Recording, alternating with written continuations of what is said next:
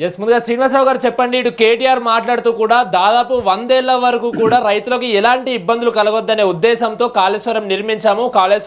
కాళేశ్వరం యొక్క ప్రధాన అంశం కూడా అదే అంటూ కూడా కేటీఆర్ చెప్తున్న పరిస్థితి. కాకపోతే మీరు కట్టిన కొన్ని నెలలకే అది కూలిపోయింది, కూలేశ్వరంగా అయిందంటూ కూడా మీరు చెప్తున్నారు. ఏం చెప్తారు ఆ మాటలకు? నమస్తే అండి.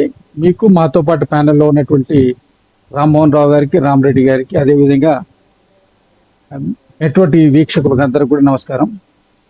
కాళేశ్వరం ప్రాజెక్టు ఎవరు కావాలని చెప్తున్నారు, ఎవరు అబద్ధాలు చెప్తున్నారు అనేది ప్రజలు గత 4 సంవత్సరాలుగా, అంటే 31 నెలలు కాంగ్రెస్ పార్టీ ప్రభుత్వం వచ్చేయింది. అంతకుముందు 6 నెలల ముందు, 4 నెలల ముందు ఆ డ్యామ్ యొక్క అది డ్యామేజ్ కావడం జరిగింది.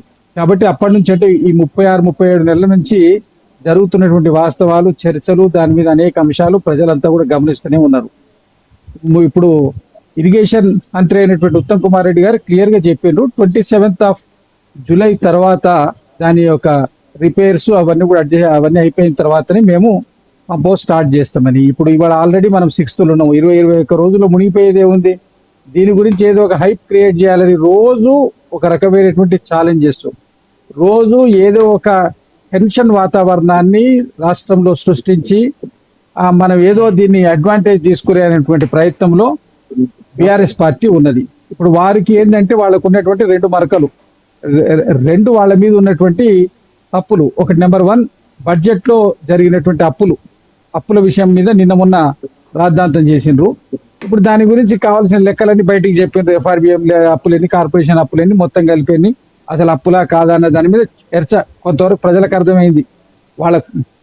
వాళ్ళ పార్టీకి అర్థమైనా కాకుండా వాళ్ళు అబద్ధం చెప్పే ప్రయత్నం చేస్తున్నారు కాబట్టి, నిద్రపోతున్నట్టు నటించేవాడిని లేపలేం కదా. వాళ్ళు అబద్ధం చెప్పే ప్రయత్నం చేస్తున్నారు కాబట్టి వాళ్ళకి అర్థం కాకపోవచ్చు, ప్రజలకైతే అర్థమైంది చాలా వరకు. దాన్ని ఇప్పుడు దీనికి కాళేశ్వరం ఇమీడియట్ గా ఆ సబ్జెక్టు దెబ్బతినంగా ఇమీడియట్ కాలేదు. ఎందుకంటే వాళ్ళకున్నట్టు వాళ్ళ సమయంలో వాళ్ళు ఒక పెద్ద అచీవ్మెంట్ గా చెప్పుకునేటువంటి కాళేశ్వరం ప్రాజెక్టు సడన్ గా ఎలక్షన్స్ ముందు ఫెయిల్ అయింది. కాబట్టి దాన్ని వాళ్ళు కాళేశ్వరం రిపేర్ చేసే ప్రయత్నం ఏం చేస్తుంటే, వాళ్ళు కాళేశ్వరం పేరు మీద చెడిపోయినటువంటి పేరుని రిపేర్ చేసేటువంటి ప్రయత్నం బీఆర్ఎస్ పార్టీ చేస్తుంది.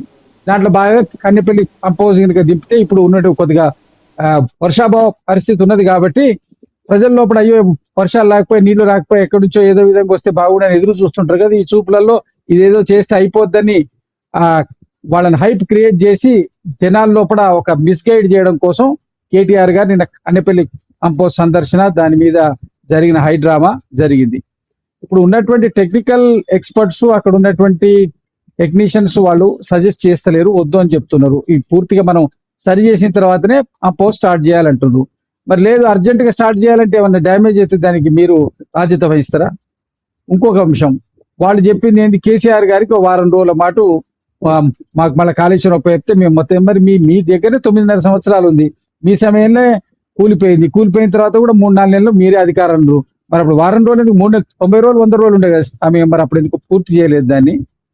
ఇప్పుడు ఒకటి ఏంటంటే, ఇప్పుడు అది కూడా ఉత్తమ్ కుమార్ రెడ్డి గారు క్లియర్ గా చెప్పిండ్రు, ఎల్ఎన్టీ సంస్థనే దాన్ని క్లియర్ చేయడానికి ఉన్నదని చెప్పి ఇప్పుడు ఆయనే చెప్తున్నారు, కేటీఆర్ గారు చెప్తున్నారు. చేస్తారు ఇప్పుడు దానికి కరెక్ట్. మొన్నటి వరకు first dam security authority, national dam security authority వాళ్ళు ఫస్ట్ దీనికి అసలు సూటబుల్ వద్దని చెప్పి ఆపిండ్రు. ఆ తర్వాత వాళ్ళు తరోగా దాన్ని ఇన్వెస్టిగేట్ చేసిన తర్వాత ఏదో చేయడానికి కావాల్సిన కొన్ని గైడ్ లైన్స్ ఇచ్చి ఈ విధంగా రిపేర్ చేయమన్నారు. వర్క్ ప్రోగ్రెసివ్ లో ఉన్నది.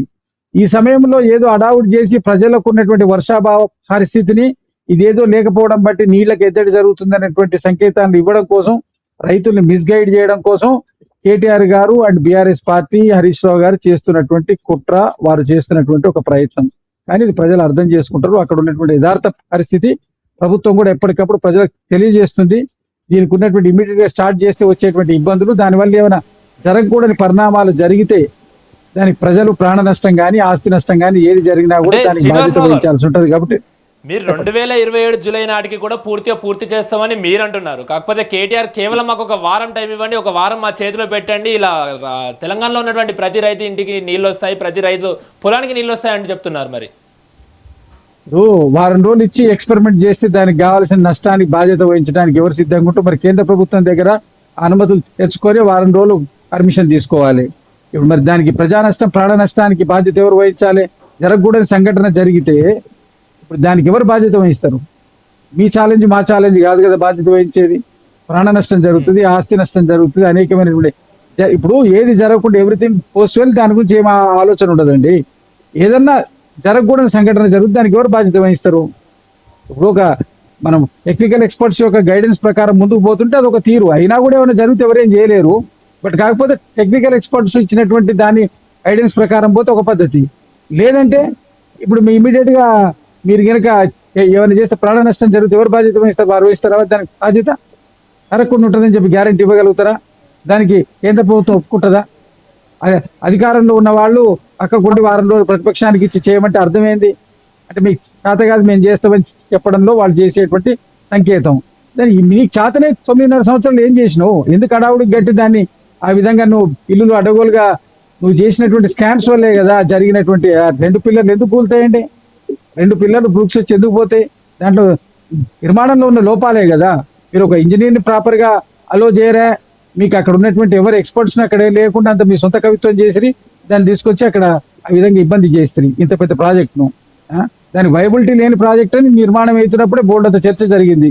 దానికి ఉన్నటువంటి నీళ్లు వైబిలిటీ కాదని, దానికి వచ్చేటువంటి నీళ్లు వ్యవసాయానికి పోతే ఎంత దానికి నీటి తీరువ పడదని చూస్తే అసలు అది వైబుల్ కాదనేది అందరికి క్లియర్గా తెలుసు. అయినా కూడా సరే కట్టినందుకు ఉన్నదన్న బాగుందా అంటే అది బాగాలేదా? దాన్ని ఎందుకు అసలు దాని గురించి మాట్లాడకుండా ఉంటే వాళ్ళు కొద్దిగా 4 రోజులు ప్రజలన్నా మర్చిపోతారు. మీరు అదే సబ్జెక్టు మాట్లాడితే మీరు చేసినటువంటి తప్పిదం, మీరు చేసిన స్కామ్స్ అందరికి క్లియర్గా అర్థం అవుతాయి. మీరు అప్పుల గురించి మాట్లాడి అట్నే చేసిండ్రు, దీని గురించి మాట్లాడి అదే విధంగా చేసారు. మరి వాళ్ళు కరెక్ట్ ట్రాక్ లో పోతలేరు, కేవలం ఫ్రస్ట్రేషన్ లో ఉన్నారు, యాంగ్జైటీలో ఉన్నారు. యాంగ్జైటీ ఫ్రస్ట్రేషన్ లో ఉన్నప్పుడు సరైనటువంటి నిర్ణయాలు రావు, సరైనటువంటి విధానంగా తీసుకోలేరు. కాబట్టి దీనివల్ల వాళ్ళు అవుట్ ఆఫ్ దీనివల్ల ఎలాంటి కూడా క్రెడిట్ పొందలేరు, దానివల్ల ఉపయోగం లేదు. మీరు కేవలం టెక్నికల్ ఎక్స్పర్ట్స్ తోటి కానీ లేకపోతే మీరు సెంట్రల్ వాటర్ అథారిటీస్ వాళ్ళని కనుక క్లెయిమ్ చేసి మాకైనా రిపోర్ట్ ఇవ్వండి, క్విక్ గా చేసేటట్టు చేయండి అని, లేదా కోర్టుకు పోయాలని క్విక్ గా చేయమని లీగల్ కాన్స్టిట్యూషనల్ ప్రకారం చేయాలి. కానీ ఏదో బల ప్రదర్శన చేస్తాం 40,000 మందిని పెట్టి 50,000 మందిని పెట్టి ఏం బెదిరిస్తారు ఎవరినిదండి? మీరు కరెక్ట్ చేస్తుంటే అవకాశం ఎందుకు వచ్చు? మీరు కాళేశ్వరం కూలిపోకపోతే మీకు ఈ పురుగతి ఎందుకు వచ్చు?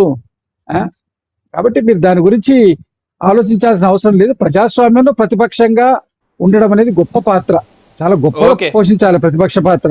కానీ మరి వాళ్ళు అక్కడ అటర్లీ ఫెయిల్ అవుతున్నారు. కేవలం యాంగ్జైటీ, తొందరపాటు, అడగోలు మాటలు అనడం. అంటే రేవంత్ రెడ్డి అంటలేడా? మేమంటున్నాడు. కేటీఆర్ స్థాయికి ఆయన విధంగా మాట్లాడతాడా? ఆయన ఒక మాజీ ముఖ్యమంత్రి కొడుకు, చిన్నప్పటి నుంచి పవర్ చూసినోడు, ఆయన దిగజారి మాట్లాడుతున్నాడు.